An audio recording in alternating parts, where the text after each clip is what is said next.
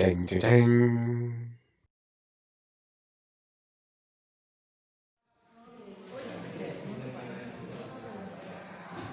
Hello, Assalamualaikum warahmatullahi wabarakatuh. How are you today? Are you okay? Are you in a good condition? Hopefully. I hope you are in very good condition. You can pass this pandemic situation very well. I hope everything is well. Well, guys, don't go anywhere. Just stay at home and keep focusing and don't forget, keep learning. We are here. I am here to share something with you. Just learn from me. Okay, stay home. Don't go anywhere. Keep your home. Well, guys, today we are going to learn something in English. Hari ini kita akan bahas, we are going to discuss about exposition text. Kita akan belajar tentang exposition text. Okay. Exposition text.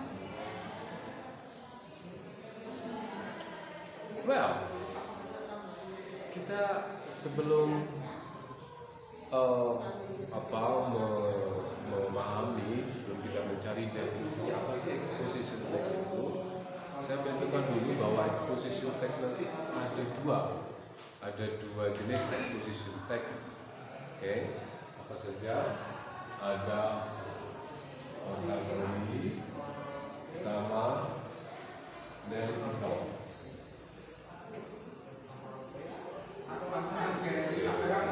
Keduanya hampir sama, cuma nanti beda di akhir-akhir saja. Ya, sekarang kita akan bahas apa itu exposition text. Exposition berasal dari kata expose. Expose itu artinya mengungkap atau menjelaskan. Mengungkap, expose, menjelaskan. Jadi exposition text itu adalah teks yang digunakan untuk menjelaskan Posisi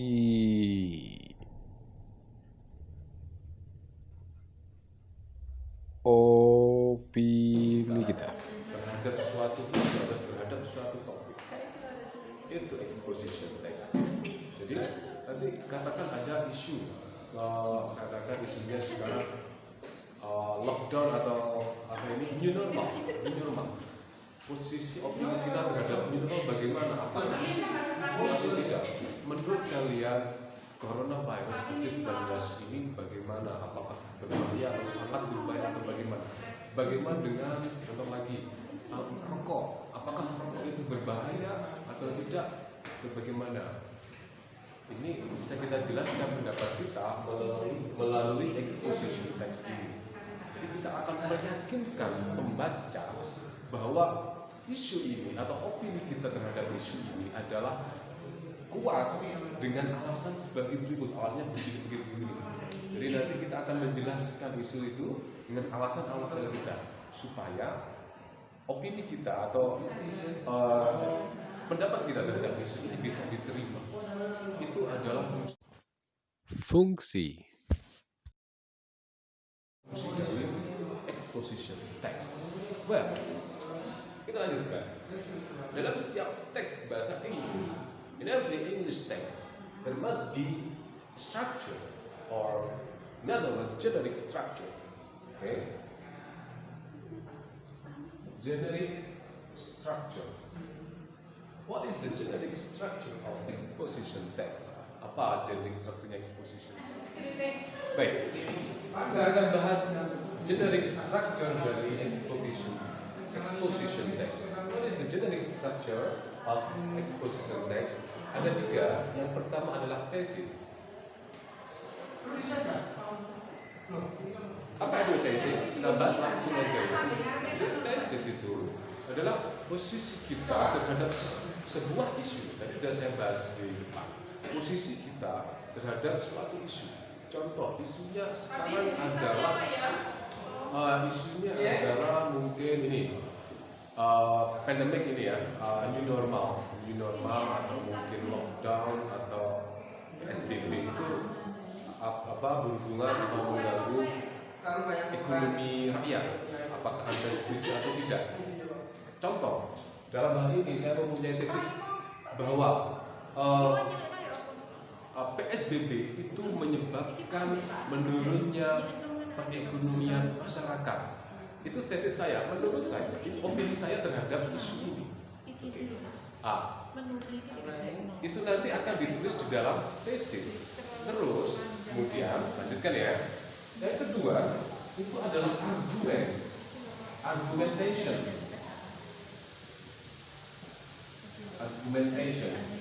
Ketika kita punya pendapat bahwa PSBB itu seperti ini, maka alasan kita apa?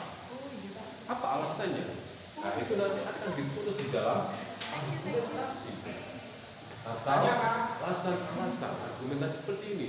Saya berpendapat bahwa PSBB itu menurunkan daya beli perekonomian masyarakat itu karena contoh satu ini nanti akan kita bahas bagaimana cara menyusun exposition text. Oke. Selanjutnya dulu. Ini yang ketiga. Jadi jenis teks yang ketiga ini menentukan apakah dia nanti masuk oratory atau analytical. Yang ketiga adalah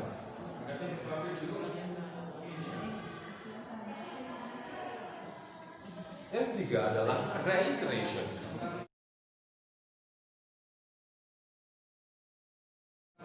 Dalam bagian ketiga ini nanti akan menentukan dia menjadi oratory atau menjadi analytical. Oke. Kita bahas di sini reiteration.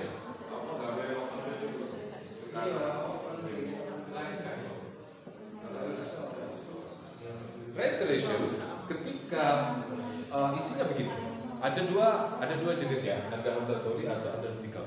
Kalau reiterationnya itu hanya menyebutkan kembali atau menegaskan kembali tesis yang sudah disebutkan di awal, maka dia ada masuk analytical. Oke. Jadi reiteration masuk analytical bila isinya adalah penegasan tesis atau pendapat atau opini.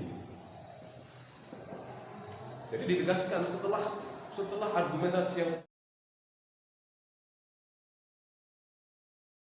seperti ini memang bahwa yang namanya PSBB itu menurunkan perekonomian masyarakat. Nah, itu kalau seperti itu namanya analytical. Oke. Bagaimana dengan hortatory? Ketika reiterationnya nanti berisikan saran, jadi setelah sebenarnya contohnya adalah bahwa PSBB ini menyebabkan perekonomian masyarakat menurun karena alasannya seperti ini. Maka saran saya adalah jangan pakai PSBB, tapi pakai lockdown sekalian. Nah, itu namanya hortatory. Jadi isinya hortatory ini adalah saran atau recommendation.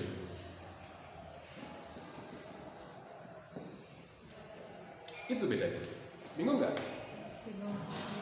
Ya, kalau masih bingung, nanti video ini diputar pelan-pelan saja. Sekali lagi perhatikan baik-baik. Jadi exposition itu nanti ada dua, hortatory sama analytical. Kalau hortatory, apa yang membedakan hortatory sama analytical? Itu adalah reiterationnya atau di terakhir ini. Contoh, ketika reiterationnya berisi penegasan tesis atau penegasan pendapat opinion, maka dia adalah analytical. Penegasan tesis itu di mana? Masih di awal. Jadi kalau pertama saya bilang bahwa PSBB itu menyebabkan perekonomian masyarakat itu menurun, maka saya tegaskan lagi di reiteration. Maka jenis eksposisi seperti ini disebut analytical exposition. Beda lagi ketika di akhir ini saya memberikan saran atau memberikan rekomendasi. Contoh untuk ini ya, ortatori. Contoh, PSBB itu menyebabkan perekonomian masyarakat menurun. Alasannya, argumentasi saya adalah begini dan begitu. Oke, dari ini kemudian saya memberikan saran.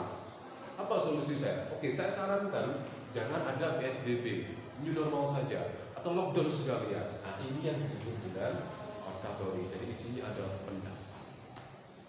Masih bingung? Oke, kalau masih bingung, pelan-pelan saja. Ini di stop dulu, kalian pause dulu, kemudian minum kopinya. Oke, jangan kemana-mana dulu. I'll be back.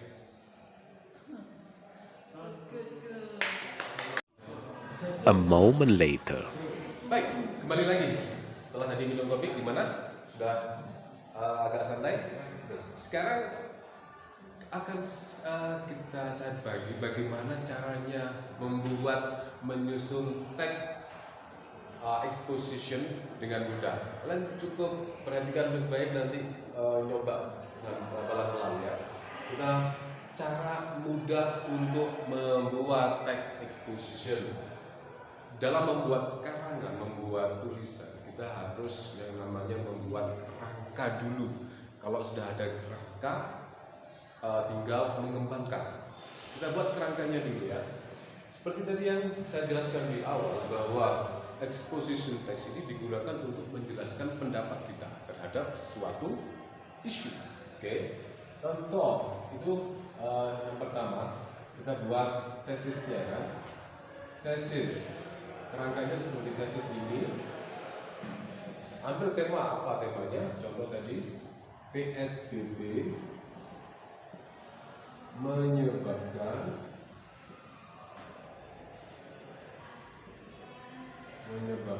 penurunan ekonomi masyarakat. Okay, you cannot write in English directly, so you can write first in bahasa Indonesia, later you just write in English. Don't worry about that. Fair. Dari sini ini adalah tesis. Tulis saja seperti ini ya, tesisnya ini nanti dikembangkan. Bagaimana kondisinya? Apakah memang seperti itu? Jelaskan. Buktinya kalau PSBB menyebabkan penurunan ekonomi masyarakat apa?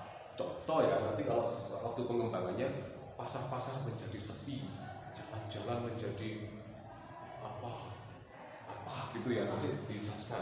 Oke. Nah, berikutnya nanti kalau sudah dijelaskan baru argumentation. Alasannya apa? Argumentasinya kalian tulis di sini. Satu. Jadi ada satu argumen ini nanti bisa menjadi satu paragraf. Kalau kalian punya 3 argumen, maka akan menjadi 3 paragraf. Argumentasinya, masyarakat tidak boleh keluar rumah. Contoh, masyarakat tidak boleh keluar rumah. Ini alasan saya kenapa PSBB itu menyebabkan penurunan ekonomi masyarakat. Masyarakat tidak boleh keluar rumah untuk bekerja atau untuk ngapain, atau dibatasi lah, begitu. Ini menyebabkan. Nanti dijelaskan di sini, dijelaskan detailnya apa. Detail atau penjelasan. Kalau kalian punya argumen lagi, 2 argumen, 2 alasan kenapa kok berpendapat seperti ini, tulis di sini. Nanti baru dijelaskan. Saya kasih contoh lagi. Argumentasinya, masyarakat tidak boleh keluar rumah. Oke. Kemudian menurut saya PSBB itu menjadikan sulit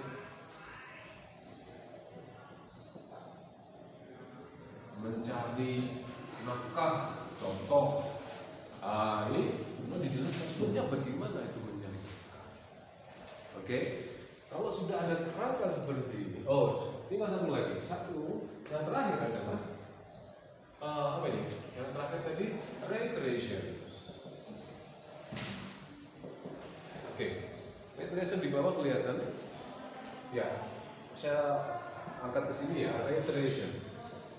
Oke, saya pindah ke sini. Nah, di sini kita bisa menentukan apakah nanti eksposisi kita itu menjadi oratory atau analytical, tergantung kita.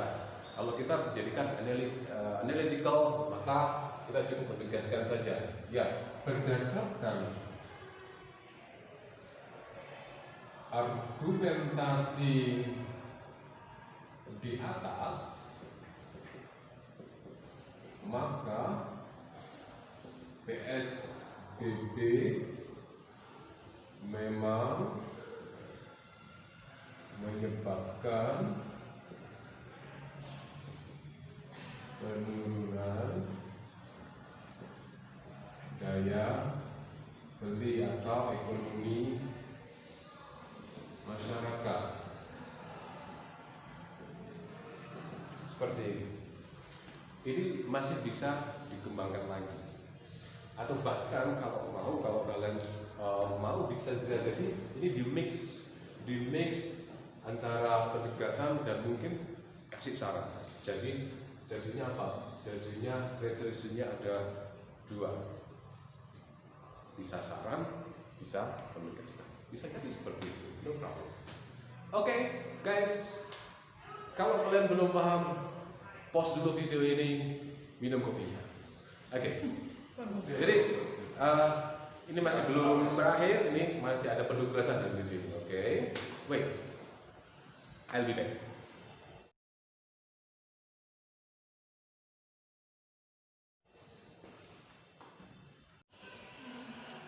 Oke, saya kembali. Sekarang saya kasih tugas ya. Kalian habis minum kopi, sudah makan, sudah macam-macam sudah first lagi. Oke, sekarang saya kasih tugas latihan saja. Gini caranya, kalian hanya menjawab saja. Saya kasih pertanyaan ini membantu kalian bisa menjawab pertanyaan ini, maka kalian akan bisa membuat tulisan atau membuat teks eksposisi. Nih, contoh. What do you think about PSBB?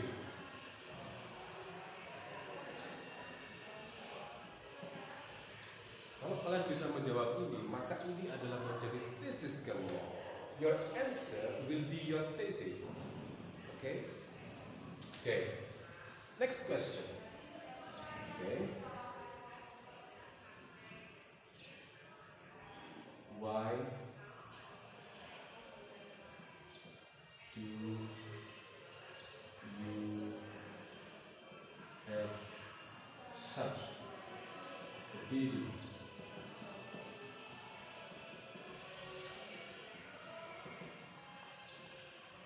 The next question is, why do you have such opinion? If you can answer this, it means you have written your argumentation. So, what is your argumentation? Kalau kalian sudah bisa jawab ini adalah thesis kalian dan ini adalah argumentasi kalian. Maka yang ketiga terserah kalian. Kalian mau tuliskan di sini, mau kalian tuliskan pendapat kalian, penegasan kalian atau saran kalian, sabtu. Okay, that's it for today. See you. Assalamualaikum warahmatullahi wabarakatuh.